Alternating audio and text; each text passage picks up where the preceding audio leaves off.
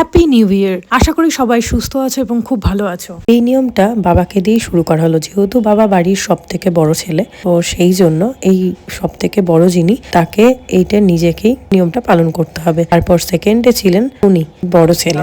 এই রকম ভাবে নিয়ম পালন করতে বসে ওনার নাকি ছোটবেলায় কুলে খিচুড়ি খেতে বসার কথা মনে পড়ে যায়। তারপরে ছিল ভাই, আর লাস্টে ছিলাম আমি। কোনোদিন এরকম ভাবে তো এই নিয়ম পালন করিনি, তবে খুবই ভালো লাগলো। আর এটা বিয়ের পর আমার প্রথম দিওয়ালি বা কালী পুজো বলতে পারেন। ছোটবেলা থেকে ইচ্ছা ছিল কখনো নিজের বাড়ি হবে এবং সেখানে যদি কোনো বড় বারান্দা থাকে বা ছাদের ওপর আমি রঙ্গোলি দিয়ে বা প্রদীপ দিয়ে ঠাকুরের মুখ করব। সেই ইচ্ছাটা ছোট থেকে পূরণ হয়নি, তার কারণ আমার জন্ম কৃষ্ণনগরে। তো সেখানে 23টা বছরই আমার কেটেছে ভাড়া বাড়িতে। নিজের বাড়ি ছিল আমার পাথরঘাটায় ঠাকমা দাদুর বাড়ি। তো সেখানেও গেছিলাম, কিন্তু ঠাকমা দাদু মারা যাওয়ার পর আর সেইভাবে কখনোই যাওয়া হয়নি। তো ঠাকমা দাদুর ভালোবাসাটাও সেইভাবে আর পাওয়া হয়ে ওঠেনি। এরপর 2021 সালে করোনার ঠিক পর মার শরীরটা খারাপ হয়। তার জন্য মালিকদের তরফ থেকে একটু অবজেকশনও আসে। আর তখনই আমার মনে হলো যেন মালিকরা ভাড়াটেদের মানুষ বলে মনেই করে না। এত বছরে তো আমার এরকমই ফিলিংস হয়েছে।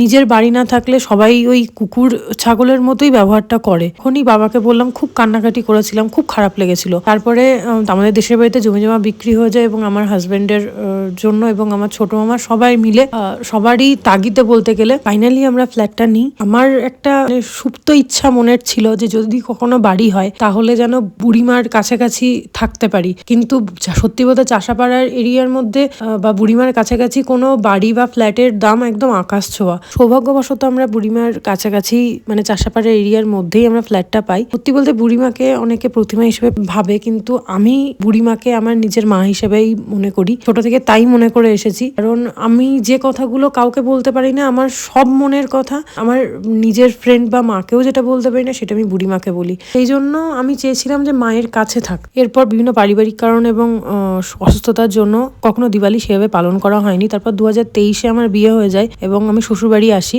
আমি আমার মা বাবাকে তো ছেড়ে এসেছিলাম, কিন্তু এই বাড়িতে এসে আমি আমার আর এক মা বাবা এবং ভাই পেয়ে যাই।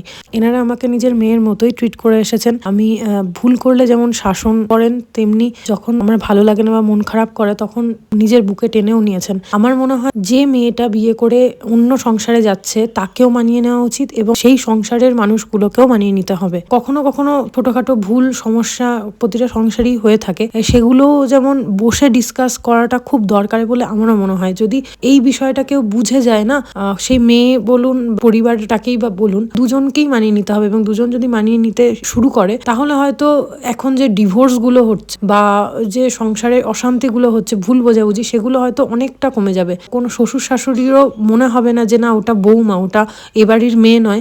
তেমনি সেই মেয়েটাও কিন্তু এরকম ফিল করবে না যে না আমি শ্বশুর বাড়িতে, যেটা নিজের বাড়ি নয়। সে কিন্তু সেই বাড়িটাকে নিজের বাড়িই মনে করবে এবং সেই মা বাবাকে নিজের মা বাবাই মনে করবে।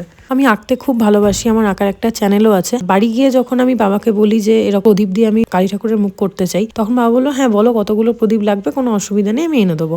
আমি বললাম ঠিক আছে। আমি 200টা মতো প্রদীপের কথা বলেছিলাম। 200টা প্রদীপে এই কাজটা আমি করেছি, কিন্তু আর কিছু প্রদীপ হলে ভালো হতো। তো যাই হোক, লাস্ট মুহূর্তে আর হয়ে ওঠেনি, কারণ সবাই উপোস করেছিল। উপোস করার অবস্থাতেই আমরা এই কাজটা করেছি। আর সব থেকে যেটা আমার বেশি ভালো লেগেছে, এই বাড়ির মা বাবা, আমার মা বাবা, প্রত্যেকটা মানুষ, ইভেন ভাইও প্রচন্ড উৎসাহের সাথে এই কাজটা করেছে। আর আমার বাবা তো এটাও বলেছিল যে তুমি এটা ছাদে করলে, এটা নিচে করলে দাদু ঠাকমা দেখতে পেতো, ওনারাও খুব খুশি হতো। কিন্তু কথাটা হলো যে আমি একটু বড় জায়গায় করতে চাইছিলাম। আমাদের নিচের বারান্দায় গ্যারেজ ঘরটায় একটু ছোট, যেহেতু পুরো অন্ধকার ছাড়া ঠিক বোঝা যাবে না, সেই জন্য আমি ছাদেই করেছিলাম। তবে নেক্সট বার থেকে আমি নিচে গ্যারেজেই করবো, আমি বাবাকে বলেছিলাম। আমার সব থেকে বেশি ভালো লেগেছে এটা যে অন্য বাড়ির একটা মেয়ে, অবভিয়াসলি আমি নিজের এই বাড়ির নই, কিন্তু বাড়িটাকে কোনো মুহূর্তে আমাকে এনারা ফিলই করাননি যে এটা আমার নিজের বাড়ি নয়। আমি যতটা উৎসাহের সাথে এই কাজটা করেছি ততটা উৎসাহের সাথেই ওনারাও এই কাজটা একসেপ্টও করেছেন। তো এই বিষয়টা আমার খুব ভালো লেগেছে। খুব বড় একটা ইচ্ছা আমার আজকে পূরণ হলো। তোমাদের কিন্তু ভিডিওটা কেমন লেগেছে অবশ্যই জানিও। এরপর আমরা ছবি টবি তুলে নিলাম, আমি মা সবাই মিলে, পুরো ফ্যামিলি। শুধু দাদু আর ঠাকমা ছাদে আসতে পারেনি কারণ ওনারা অসুস্থ, সেই জন্য। এই ভিডিওটা যেটা তোমরা দেখছো সেটার হাফ ভিডিও করেছে আমার বাবা, মানে আমার শ্বশুর মশাই, আর বাকি ভিডিও করেছে ভাই। অনেকে হয়তো ভাবতে পারে ভিডিওটা এখন কেন দিচ্ছে। আমার প্রচন্ড শরীর খারাপ ছিল, যার জন্য আমি ভিডিওগুলো দিতে পারিনি, তাই এখন দিচ্ছি।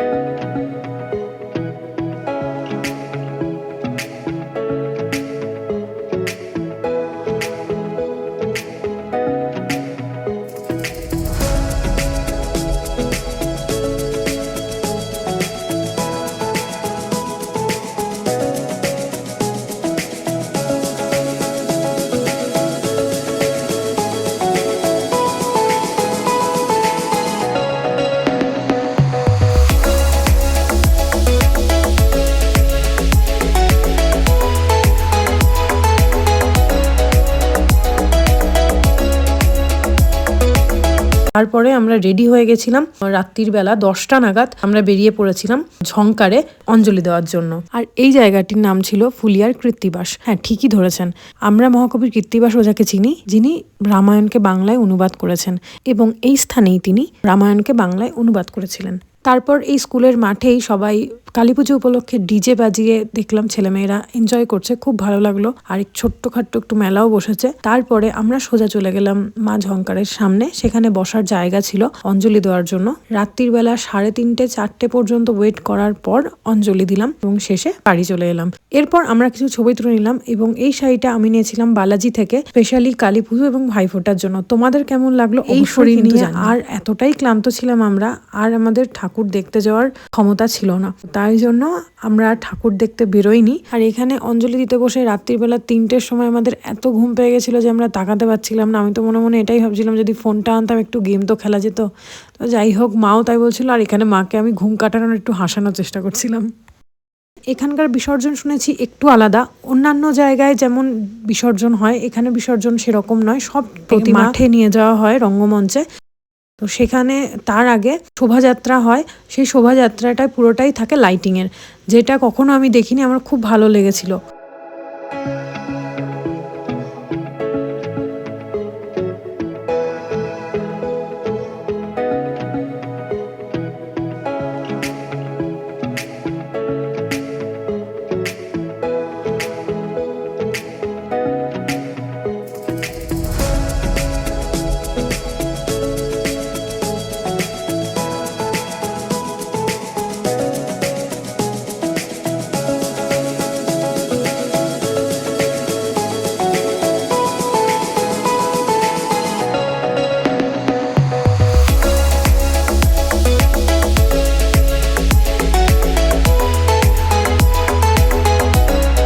ঠিক এই সময়ই দুই ভাইয়ের আর বন্ধুদের সঙ্গে দেখা হয়ে যায় এবং তারাও গানের সাথে এনজয় করতে করতে প্রতিমা নিরঞ্জনের দিকে এগিয়ে যায়।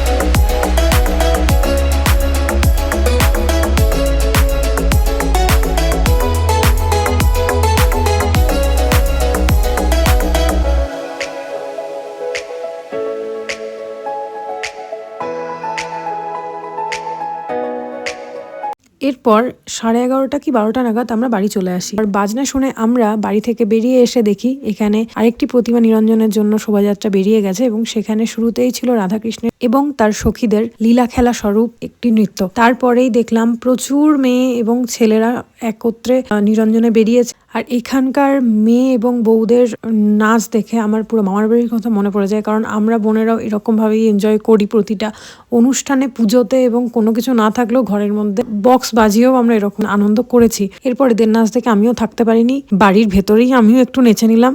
যাই হোক, ভিডিওটি তোমাদের কেমন লেগেছে অবশ্যই কিন্তু জানিও।